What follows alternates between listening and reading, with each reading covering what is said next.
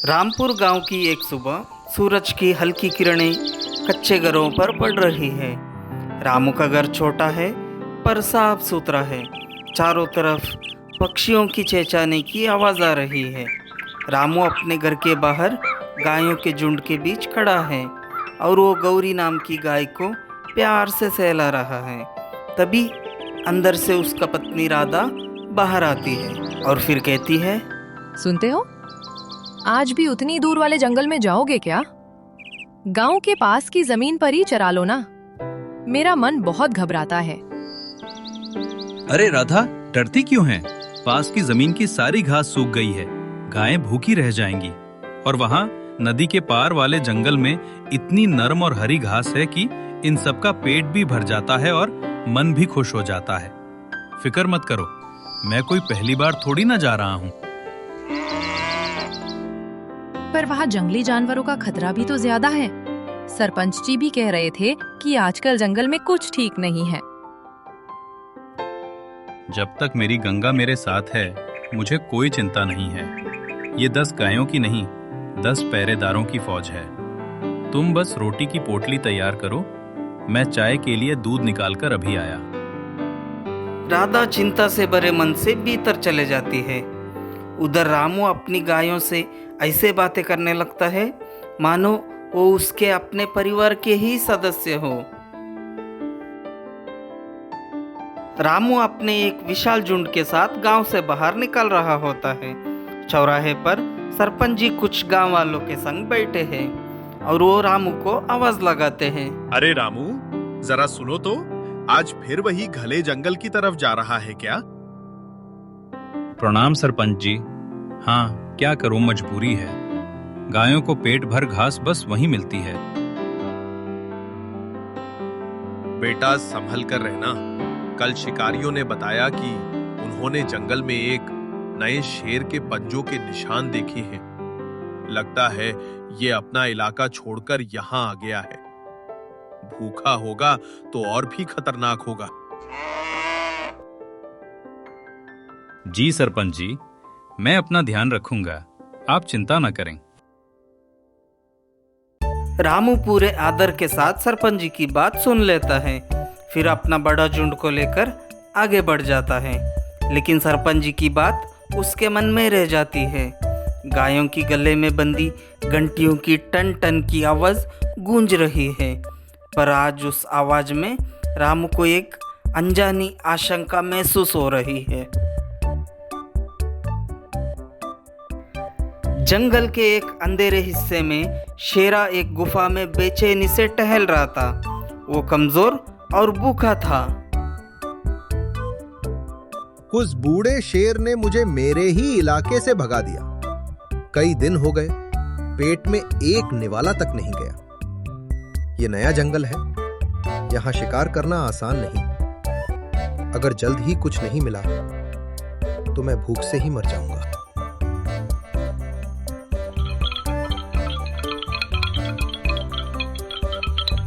अचानक शेरा के कान खड़े हो जाते हैं।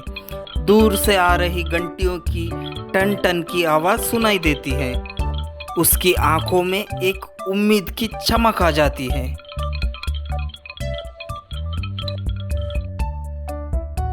आवाज, घंटियां, मतलब मवेशी।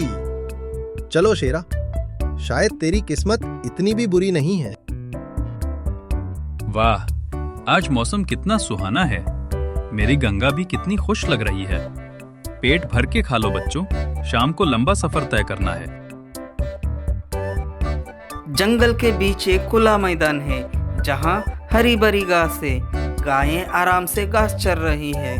रामू एक पीपल के पेड़ के छांव में बैठा है और अपनी पोटली खोलकर कुछ रोटियां खाता है। फिर ठंडी हवा चलने से उसकी आंख लग जाती है। ऊपर पेड़ पर बैठे जग्गू बंदर ये सब देख रहा है।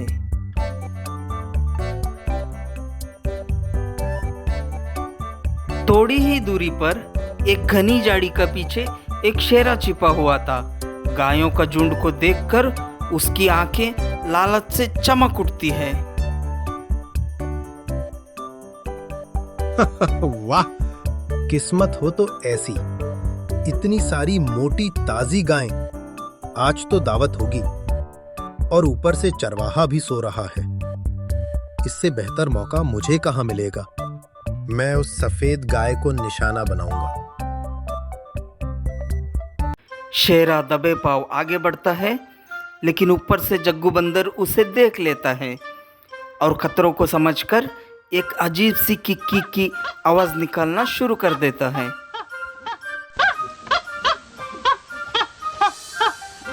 नीचे जमीन पर गंगा गाय जग्गू बंदर की आवाज सुनकर सतर्क हो जाती है।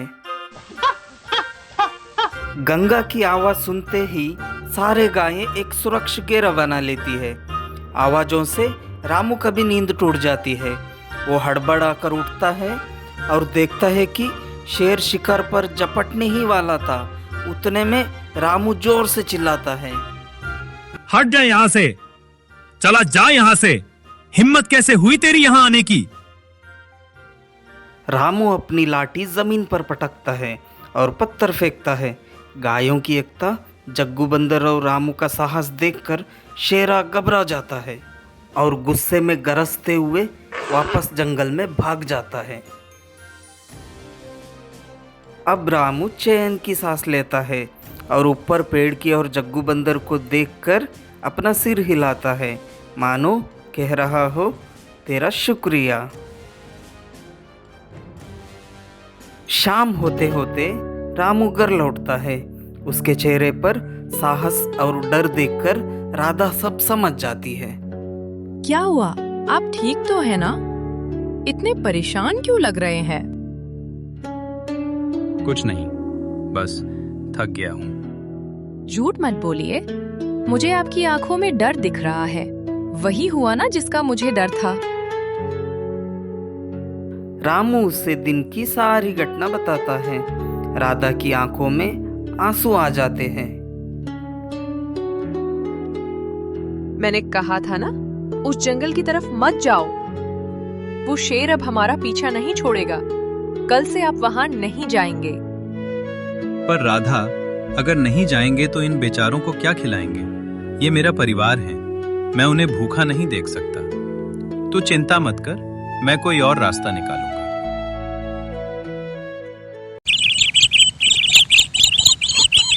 अगले दिन रामू अपनी झुंड को एक नई कम उपजाऊ जगह पर ले आता है। घास छोटी और सूखी है। गाय बेमन से चर रही है। रामू चिंतित है। उधर पुरानी चरगाह पर शेरा सुबह से इंतजार कर रहा है। कहाँ रह गया ये चरवाहा? क्या वो कल के हमले से डर गया? नहीं, इंसान इतनी जल्दी हार नहीं मानता। उसे आना ही होगा। उसके पास और कोई चारा नहीं है। इंतजार करते करते शाम हो जाती है, लेकिन चरवा गायों को लेकर वहां नहीं पहुंचता। शेरा गुस्से और भूख से बौखला जाता है। वाह चरवाहा वाह, तू तो चतुर निकला। तूने जगह ही बदल दी। पर कब तक बचेगा? मैं तुझे ढूंढ निकालूंगा। ये जंगल मेरा है। 2 दिन बीत जाते हैं।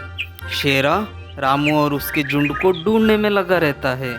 आखिरकार वो उन्हें नई चरगाह पर देख लेता है, लेकिन इस बार वो दिन में हमला करने की गलती नहीं करता। वो रात का इंतजार करता है। रात का सन्नाटा छाया हुआ है। शेर गायों का खुशबू सूंघते सूंघते गांव तक पहुंच जाता है। रामू के घर के पास बना गायों की बाड़ा उसके नज़रों में आ जाता है। वो दबे पांव आगे बढ़ता है और बाड़े की कमज़ोर दरवाज़ा को तोड़ने की कोशिश करता है। तभी गायें जोर से रंबाने लगती हैं।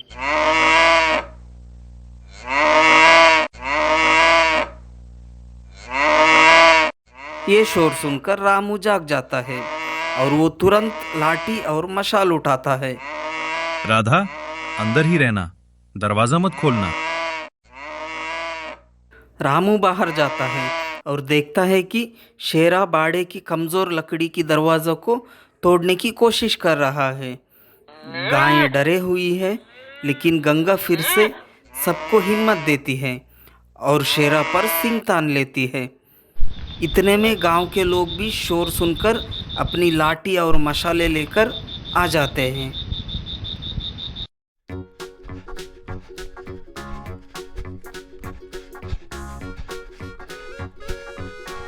डरो मत, सब एक साथ आगे बढ़ो, चारों तरफ से घेर लो इसको। इसकी हिम्मत नहीं होनी चाहिए कि हमारे किसी भी मवेशी को हाथ लगाए।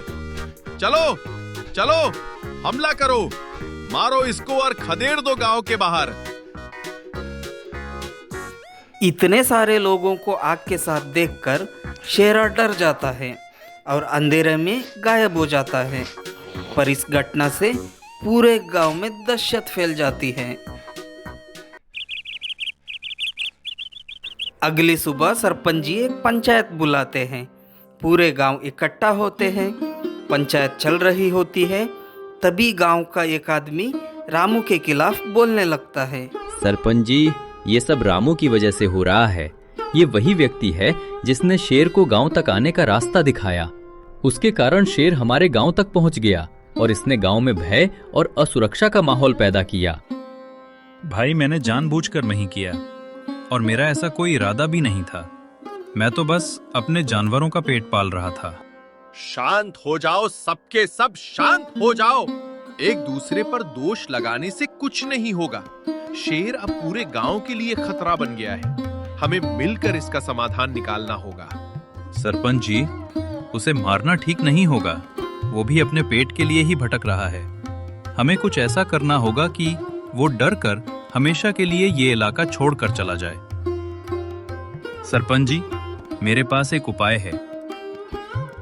रामू सबको अपना एक प्लान बताता है जिसमें वो जंगल और जानवरों के अपना ज्ञान का इस्तेमाल करता है।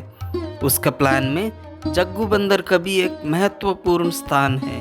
हमें एक बिल्कुल असली जैसा शेर का पुतला बनाना होगा और जब असली शेर देख रहा हो तब हम सब मिलकर उस नकली शेर पर हमला करेंगे। जब वो अपनी आंखों से देखेगा कि हम एक शेर का क्या हाल कर सकते हैं तो वो खुद ही डर जाएगा।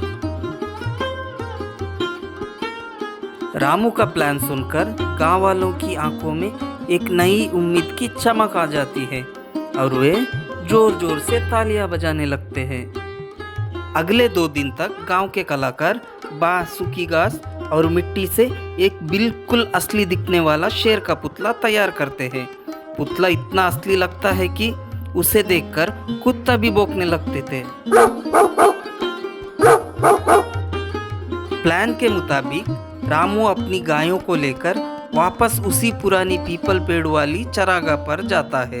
लेकिन इस बार वो अकेला नहीं है। झाड़ियों में गांव वाले लाठी डंडे लेकर छुपे हुए हैं। रामू ऐसे दिखाता है जैसा वो सब कुछ भूलकर आराम कर रहा है। आखिरकार ये बेवकूफ आज फिर यहां आ ही गया। आज ये नहीं बचेगा। मैं उस सफेद गाय को निशाना बनाऊंगा।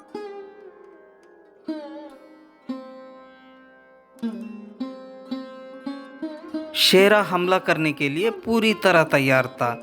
उसकी आंखें सामने खड़ी उस सफेद गाय पर जमी हुई थी। गाय को आने वाले खतरों का बिल्कुल अंदाजा नहीं था। शेर सही मौके का इंतजार कर ही रहा था कि रामू का पहली सीटी बजी।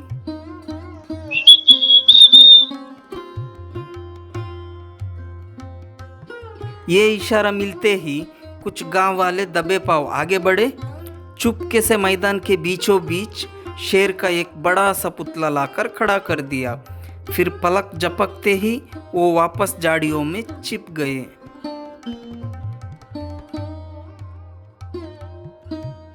शेर का पूरा ध्यान अभी भी अपने शिकार उस गाय पर ही था। उसने इस हल्की सी हलचल पर जरा सा भी ध्यान नहीं दिया। तभी रामू ने अपनी दूसरी और आखिरी सीटी जोर से बजाई।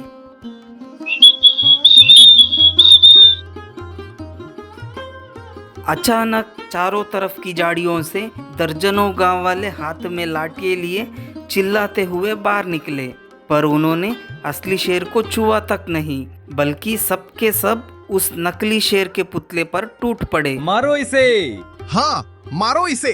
पकड़ो। डरो मत, लाठी चलाओ, जाने मत देना, आज जिंदा नहीं बचना चाहिए। इतने सारे लोगों का शोर देखकर असली शेर बुरी तरह से चौंक गया। घबराहट में जैसे ही उसकी नज़र सामने घूमी, उसकी आंखें हैरत से फैल गई। वहां मैदान के बीचों बीच एक और शेर खड़ा था। ये दूसरा शेर कहां से आ गया? मेरी इजाजत के बिना मेरे इलाके में घुसने की इसकी हिम्मत कैसे हुई? और ये इतने शोर के बाद भी पत्थर की तरह खड़ा है। आखिर माजरा क्या है? इससे पहले कि शेर कुछ समझ पाता, गांव वालों की भीड़ उस बेजुबान पुतले पर रहम खाए बिना टूट पड़ी। लाठियों की बरसात ने उसके चितड़े उड़ा दिए। लोगों ने उसे पीट पीट कर, तोड़ फोड़ कर जमीन पर बिखेर दिए। असली शेर ये सब अपनी आंखों से देखकर बुरी तरह डर गया। हे भगवान, ये लोग तो पागल हैं। ये एक शेर को इस तरह मारते हैं, थोड़ी सी भी दया नहीं। अगर इन्होंने मुझे पकड़ लिया तो मेरा भी यही हाल करेंगे। नहीं, इससे भी बुरा, इंसानों के पास रहना मतलब मौत को बुलाना है। भाग शेरा, भाग यहां से, जान है तो सब कुछ है।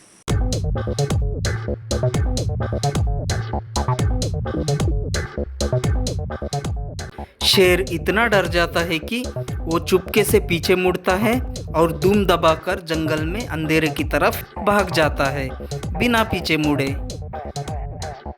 चरागाह के मैदान में टूटे हुए पुतले के टुकड़े बिखरे पड़े थे, जो गांव वालों की एकता और रामू की अक्लमंदी की निशानी थे।